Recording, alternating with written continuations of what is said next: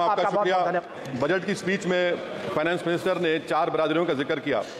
भारत की सबसे बड़ी अक़लियत मुसलमान है, 17 करोड़। मैं हुकूमत से जानना चाहता हूं कि क्या 17 करोड़ मुसलमानों में गरीब नहीं है, नौजवान नहीं है, किसान नहीं है, ख़वातीन नहीं है? वतन अजीज़ में सबसे गरीब मुसलमान है, सबसे ज़्यादा नाखवानगी मुस्लिम ख़वातीन में। AIDS और PLFS का डेटा ये बताता है कि मुसलमानों में सबसे कम असासे हैं और कंजम्पशन लेवल दूसरे मजहबी ग्रुपों के बनिस्बत सबसे कम है। तालीमी इदारों में मैडम 15 और 24 साल की उम्र में भर्ती एनरोलमेंट में मुसलमानों की सिर्फ 29%, शेड्यूल कास्ट की 44%, हिंदू OBC के 51% और हिंदू अपर कास्ट की 59% है। हायर एजुकेशन मुसलमानों का एनरोलमेंट सिर्फ 5% है। PLFS का 2018-19 का डेटा विजन प्लस बताता है कि मुसलमान 22% थे, 2022-23 में 15% हो चुका है। सेल्फ एम्प्लॉयमेंट में मुसलमान हिंदू सिख से ज़्यादा 58.4% है। रेगुलर वेज एम्प्लॉयमेंट में सबसे कम मुसलमान है 15% और कैजुअल लेबर में सबसे ज़्यादा मुसलमान 26% है।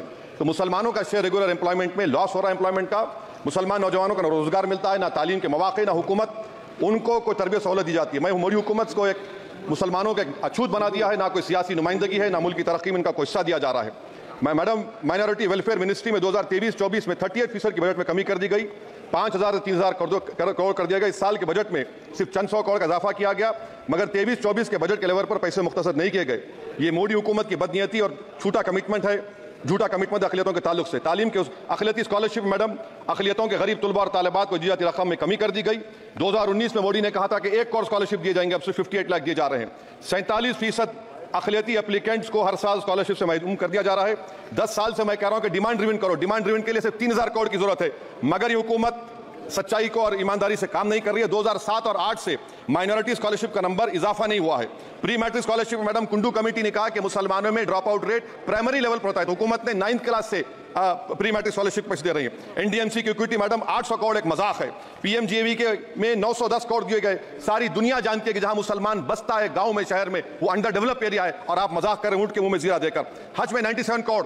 हज कमेटी एक रिश्वत का मरकज बन चुका है। प्राइवेट टूर ऑपरेटर्स के एक लाइसेंस के लिए पैसे देना पड़ता है, बिल्डिंग सिलेक्शन के लिए पैसे देना पड़ता है, मीना मुजदलफा में कंपनी के सिलेक्शन के लिए पैसे देना पड़ता है। मैं हुकूमत से मुतालबा करता हूं कि खत्म किया जाए और CBI से इंक्वायरी करवाई जाए।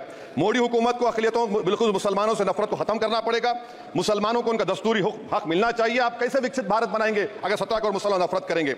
मैडम पूरी स्पीच में फाइनेंस मिनिस्टर के बच्चों का जिक्र नहीं है। आज हमारे देश में 66 लाख बच्चे रोज भूखे सोते हैं।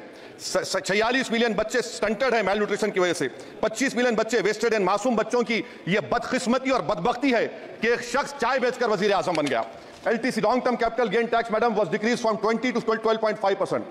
However, the indexation benefit has been removed and won't apply to any property purchased after 2001. This will be detrimental to the growth of real estate, limit household capital formation and impact employment generation construction sector. This change in LTCG is a quasi wealth tax on household, particularly the middle class. Internship program madam 5 साल में आप 1 करोड़ लोगों को intern कराएंगे, यानी एक company को 4,000 लोगों को ट्रेन करना पड़ेगा। मुझे बताइए क्या ये बड़ी कंपनी का माने क्या है? It is unachievable. Will it be based on market cap, revenue, employ size? Maybe Prime Minister Modi is saying to Agniveer to do internship after 4 years of service in armed forces.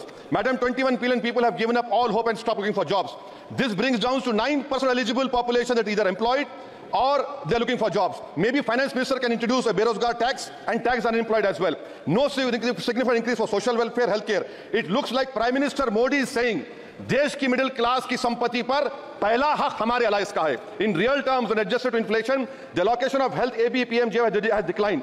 Modi is saying he said he'll in India during G20. The reality is India is hurting. Madam, this government wants to increase FDI from China. Is the Prime Minister not concerned that our armed forces cannot patrol 26 patrolling points out of 65 in Ladakh? Maybe the Prime Minister wants the Chinese monopoly Indian markets. Import from China have crossed 101 billion in 2024. Prime Minister Modi says Khelo India, but in reality the budget has shown that Modi government policy is Jhelo India. Gharib, middle class, farming, city dwellers, men and women, sab Modi ko jhel rahe hain. Madam, in the current financial year, in February 5th, 15,993 MSMEs have been closed. Total MSCs closed have 35,680. Andhra Pradesh bifurcation. This parliament passed a law. For last 10 years, Modi government has shown their intellectual dishonesty in not giving ITR, IIM, Bayram Steel Factory, Railway Code Khazipet, recognition of Palmaru as national education project. This shows intellectual dishonesty of this government. Madam, I end my speech by quoting a famous poet and I'm amending certain verses.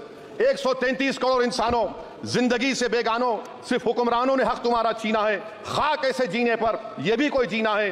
बेशऊर भी तुमको बेशऊर कहते हैं। सोचता हो ये नादान कैसे हवा में रहते हैं 133 करोड़ इंसानों? कब तक यह खामोशी?